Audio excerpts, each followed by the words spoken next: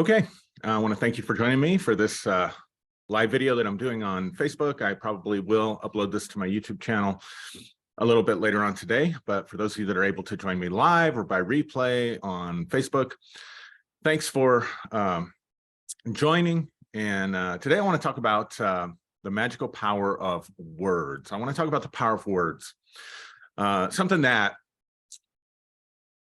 has been really, really effective for me in my life. This is a principle that I got a hold of really early on in my life, and that is the power of language, the power of words, and something that I've seen work for me a lot, something I've seen work for other people a lot.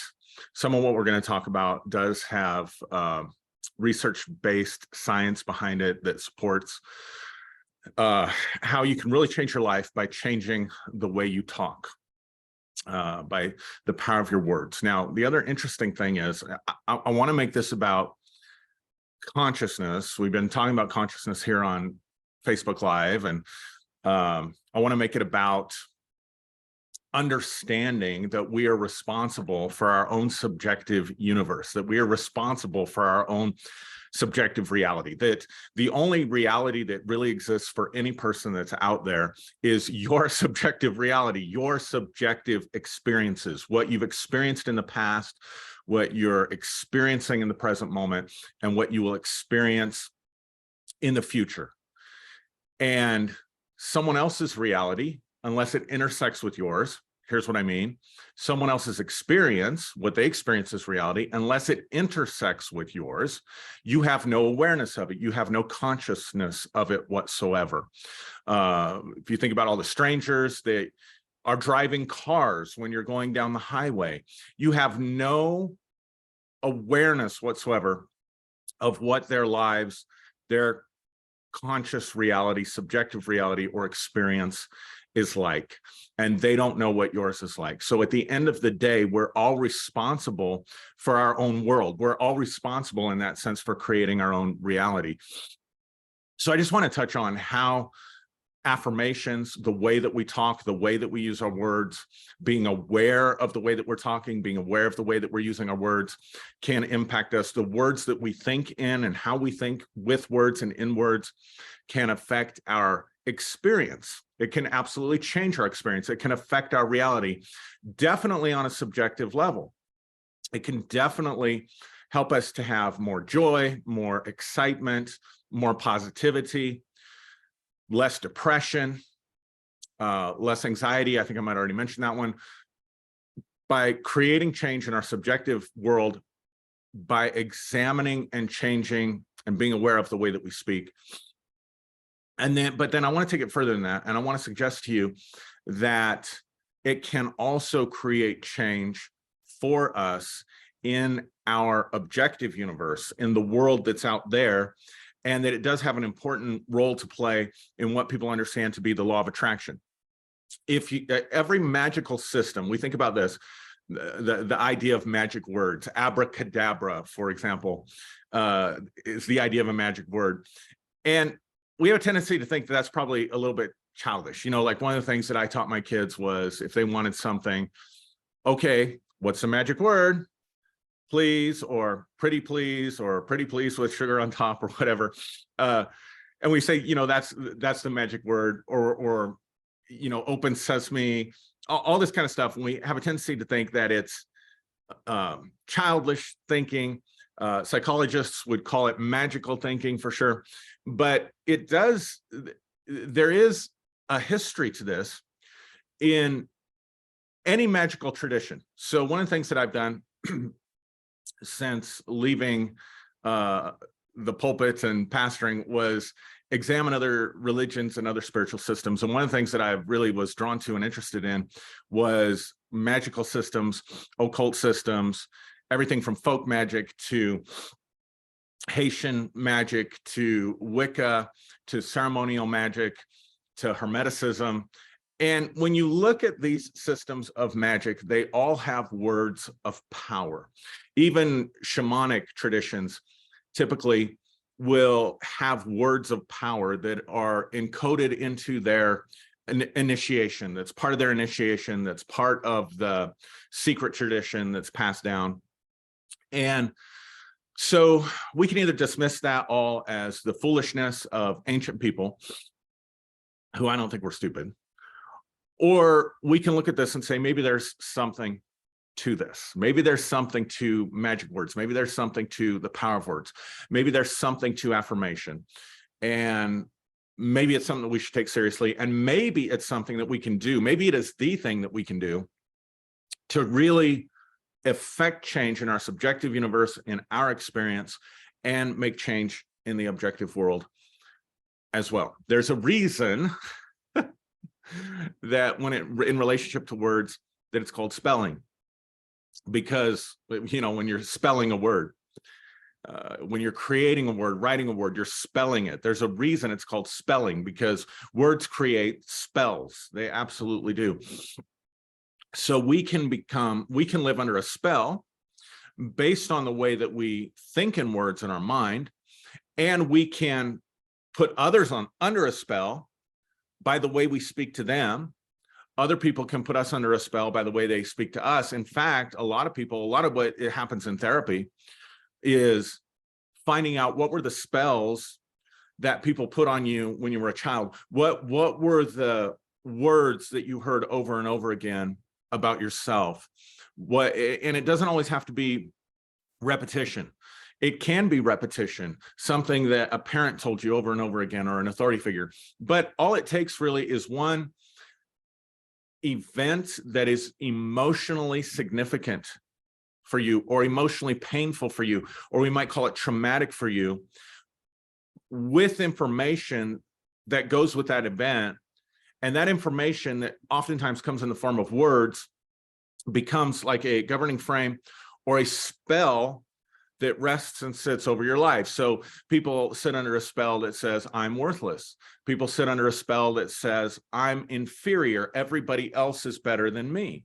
One of the things that can happen to people in trauma, and we don't think about this as being traumatic, but if you had some learning disabilities that did not get identified early on, or you had parents, and maybe through no fault of their own, but they weren't really involved in helping you learn. Maybe it's because they didn't know how to help you learn.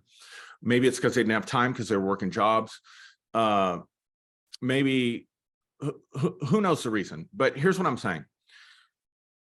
I'll give you an example. My son last year in the 5th grade was given his first research project. He had to find a pioneer. He had to pick from a list of pioneers, like Old West pioneers.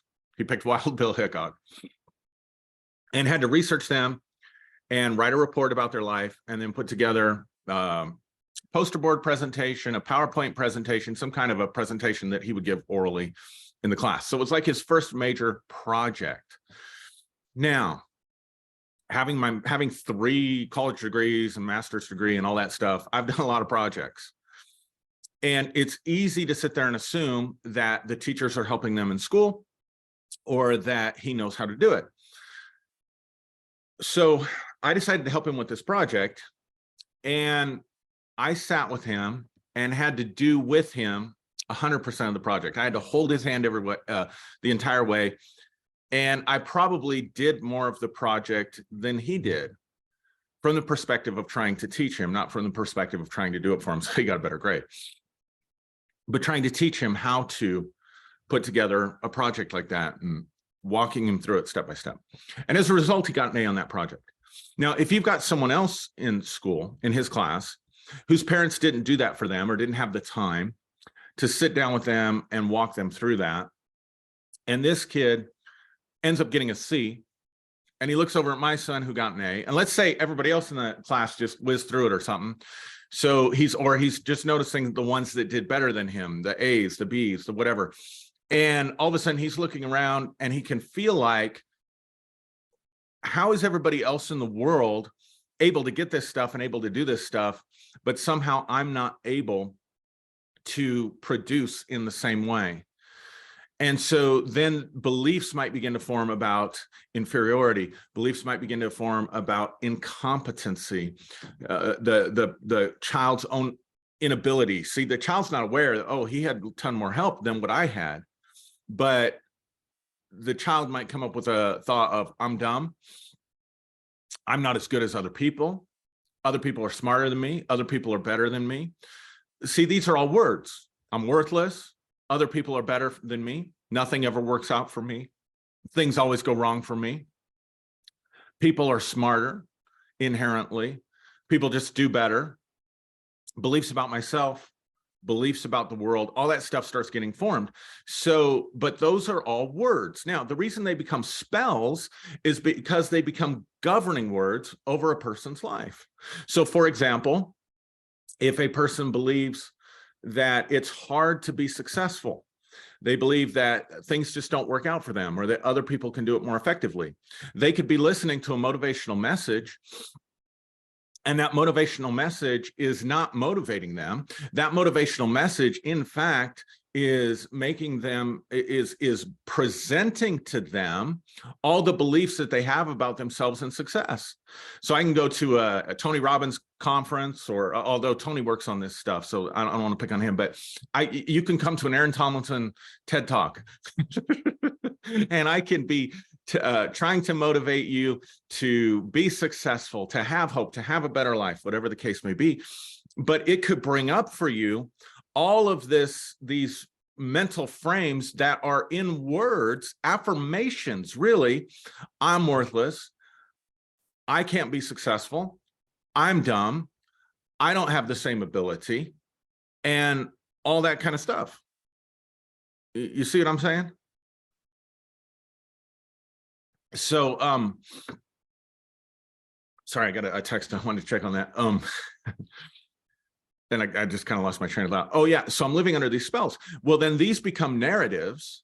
These become stories, literal verbal stories that we're telling ourselves and building a character inside of ourselves that repetitively does not engage. So if I believe it's hard to be successful, if I believe that it's never going to work out for me, if I believe it's hard for me to change, if I believe that I don't have competency, if I believe that I'm worthless, then I won't be able to take the action that the motivational speaker is giving me. I won't be able to take the advice that might be really sound, solid advice that might really, really work for me, that my friend is giving me, or that my financial advisor is giving me, or whoever it may be.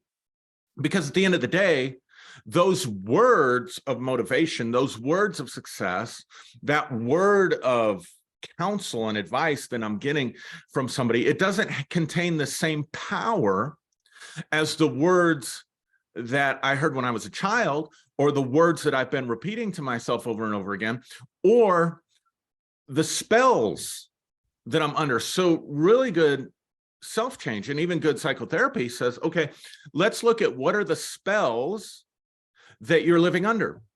What spell has put you in a trance? What spell has caused you to live in unreality? What spell has caused you to live in an illusion?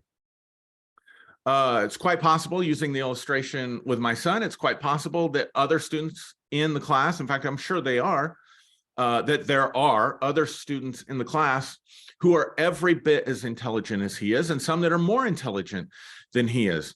There's some that are every bit as capable as he is, and there are some that are more capable than he is. So that is not a fair assessment. But a child could be sitting there watching everybody else get good grades while they struggle. A child with learning disability in math that's not identified can watch everybody else understanding what to do with math problems, and they get called up and they can't do it. They can't understand why everybody else can do it, but they can't. Child with ADHD can't understand why everybody else seems to be able to follow directions and know what to do, but they can't. They don't understand the complexities of it.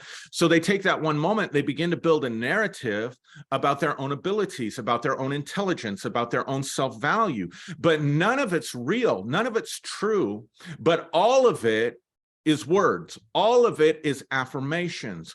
All of it is statements about self that become integrated into the subjective reality of the person, and then becomes what they experience and governs what they experience. So sometimes they're not successful, not because they're not capable of being successful, but because they don't even try to be successful, because they're living in a spell of failure. or they sabotage their ability to have connection and relationship with other people because they don't believe they're worthy of connection or other people, or they don't believe that real love exists, or they believe that all people are users and all people are terrible, or they have serious doubts about they have imposter syndrome. And imposter syndrome is a belief, a statement, a spell that says, oh, everybody says that I'm a great guy. Everybody says that I'm gifted and talented. Everybody says that I'm good looking, or whatever the case may be, right, for you. But deep down inside, oh my God, but if they really knew who I was, if they really knew what my bad days were like, if they really knew what I thought about myself, if they really knew who I was, they wouldn't love me anymore. And so you start to get love and connection, and you misinterpret signals from other people as being signals of danger.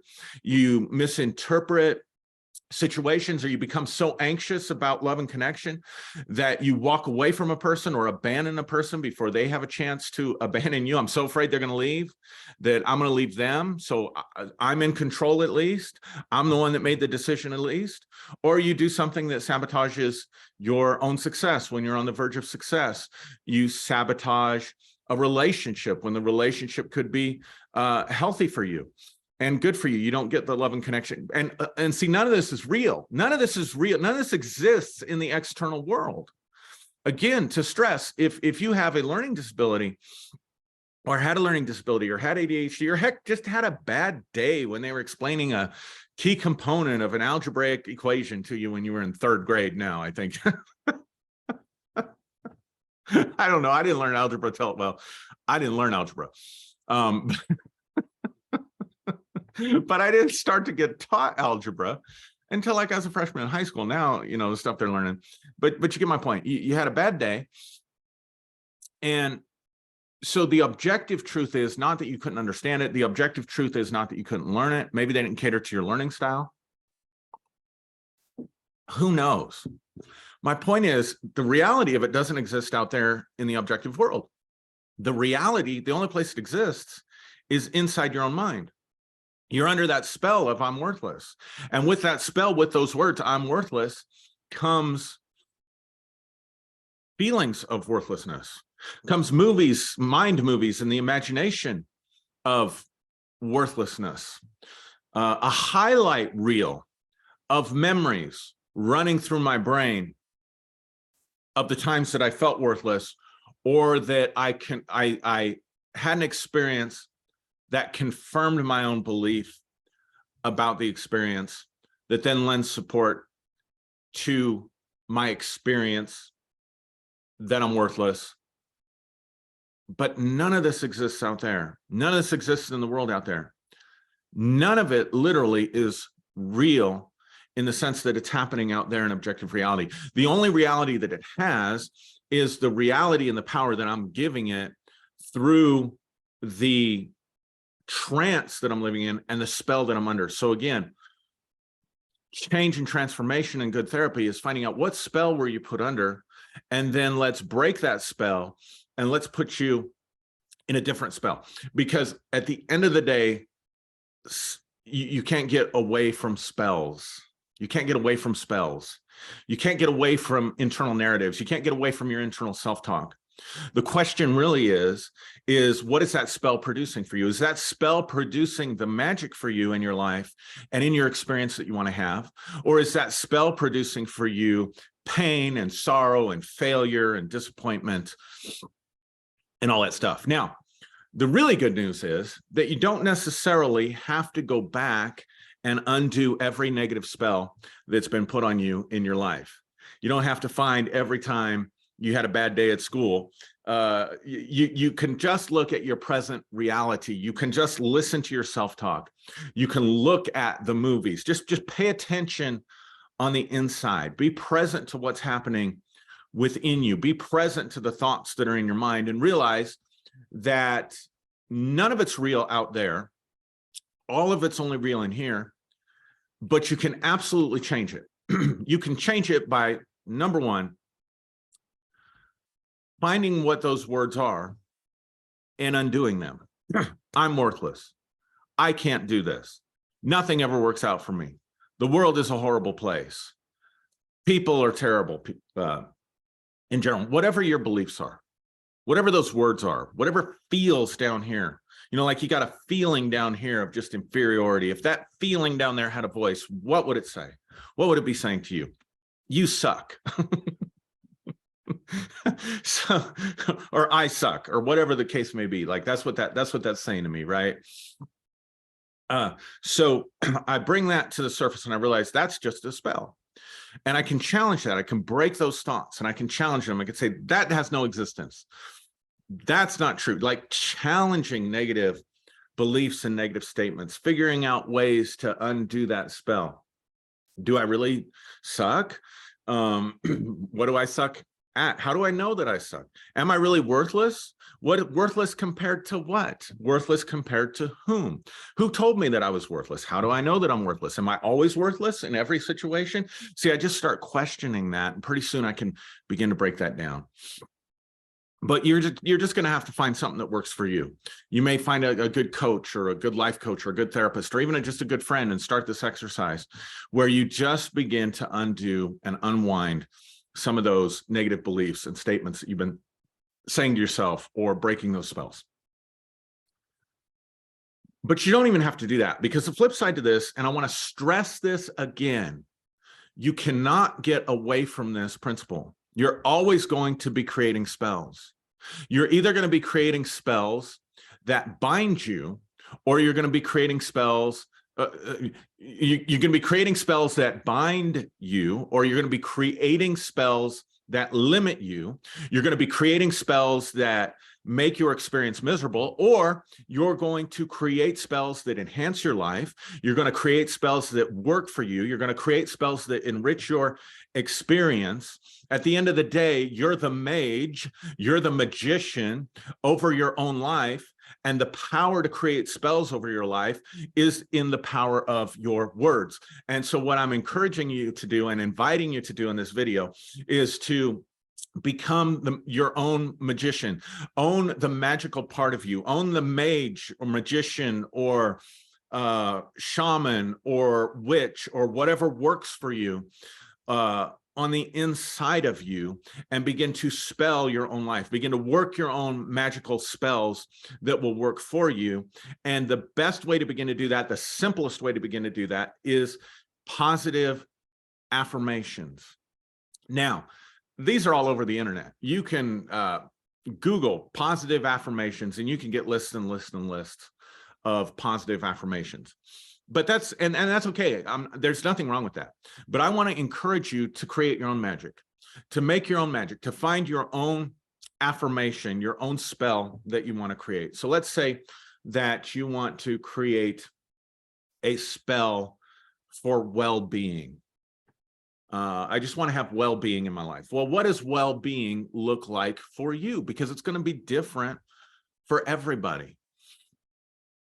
I suppose there's some general things we could talk about, right? Like well-being for me is going to look like health, physical health.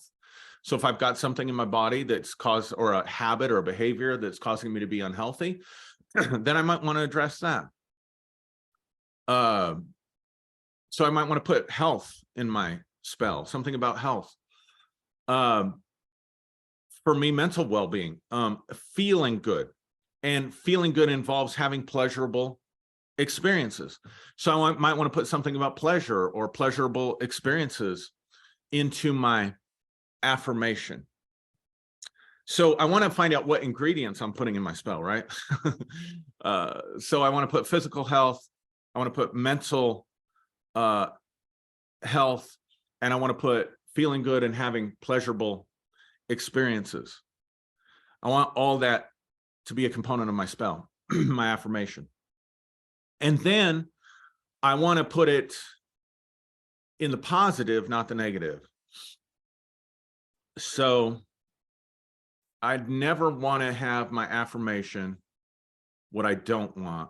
I want to be able to transform it into what I do want. So, and here's why. Because your brain on certain levels cannot process, on deeper levels and subconscious levels where these things work, your brain does not process a negative.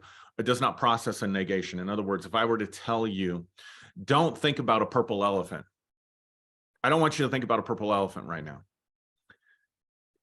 Even just to process those words, you had to conjure up an image or a thought about a purple elephant. So when you try to negate something, you're just impressing on the subconscious mind or impressing on yourself the thing you're trying to stop. You're giving your focus and your energy to the thing that you don't want, instead of your focus and your energy to the thing that you do want. So instead of, I want to lose weight, I want to stop smoking, I want to stop drinking, I want to stop eating junk food, I want to change those to, I want to look my best. I want to be healthier. I want to live longer. I want to feel better. Those kinds of things. So I want to make sure that my affirmations, my spells, are always in the positive. I want to make them, I want to start by making them as general as possible. So if I have a belief that says I'm worthless, that can be a really powerful belief, right? So I may just want to change that to I'm valuable. I have value. I am a person of worth.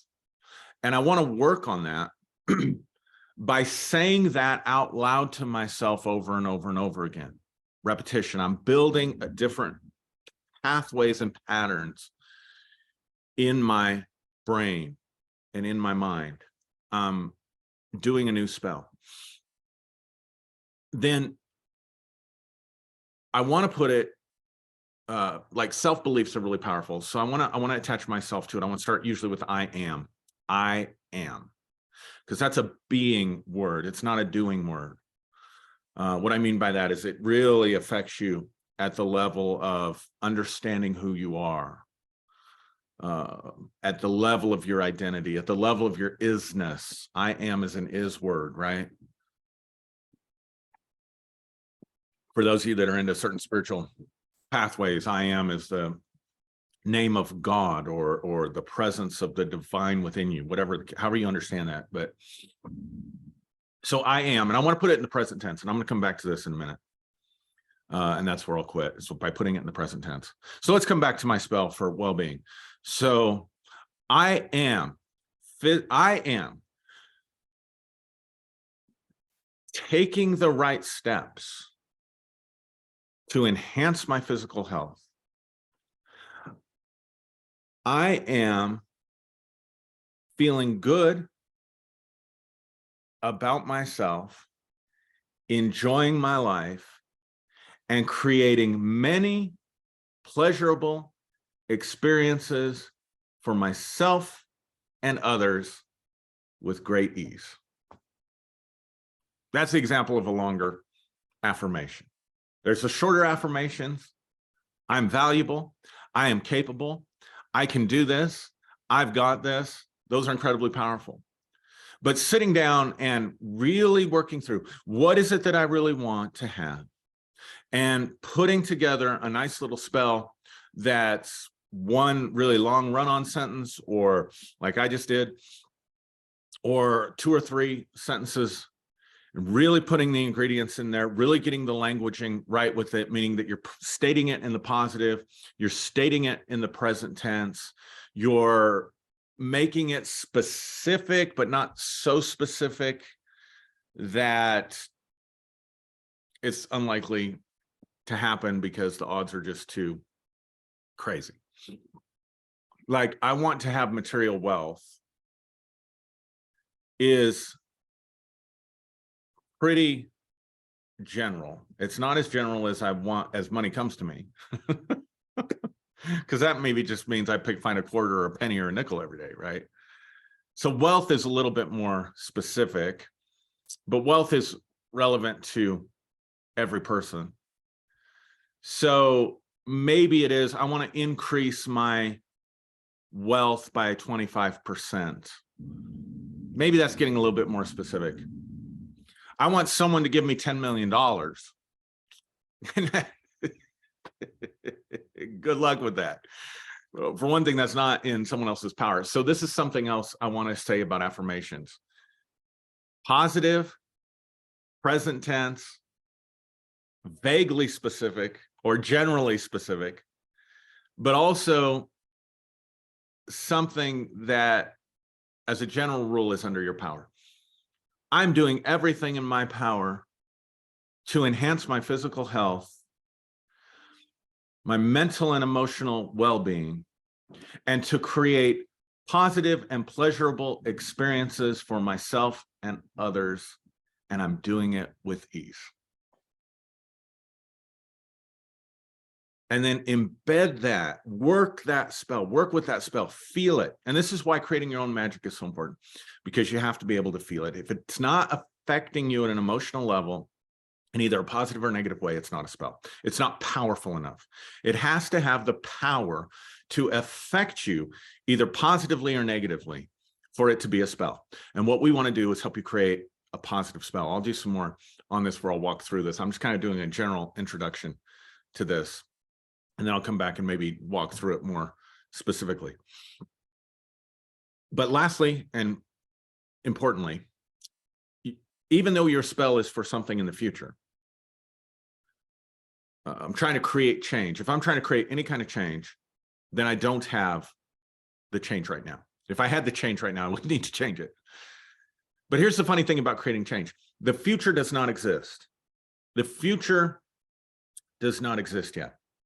Now, I know people will debate that, but just let that go for a second. For those of you that think all time exists at all time,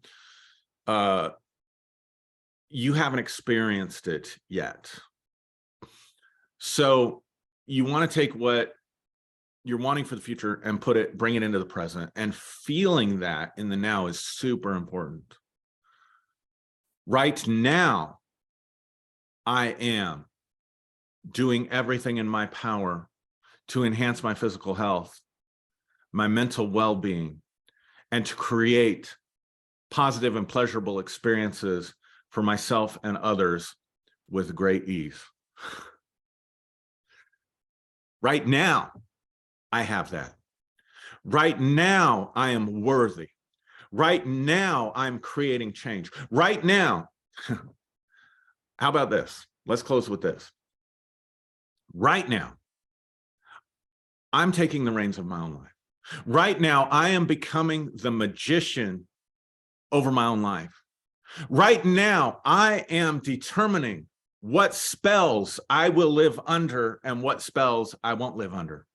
Right now, I'm choosing to create magical spells of abundance and wealth for myself and others. Right now, I'm choosing to create magical spells of health and well-being for myself and others.